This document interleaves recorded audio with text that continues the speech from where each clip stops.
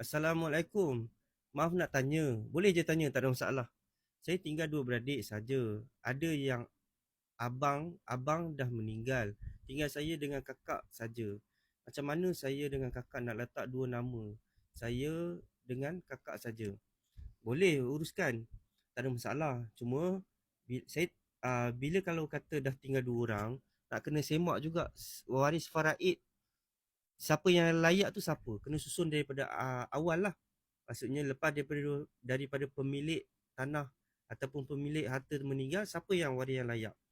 Lepas tu bila dah susun semua tu, kita tengok kita kena pasti siapa yang layak, kemudian berbincang dengan waris tersebut. Boleh tak dia melepaskan bahagian? Sama ada cik nak bayar ikut nilai semasa ataupun bincang dengan harga keluarga lah. Lepas tu bila dah dapat persetujuan, ah, boleh je masuk ke nama cik. Kalau cik tak tahu nak urus, saya boleh urus. Nanti apa-apa DM saya. Kalau nak urus sendiri pun boleh. Tak lama lagi buku saya akan keluar. Boleh beli buku saya tu untuk buat urusan pusaka ni lah.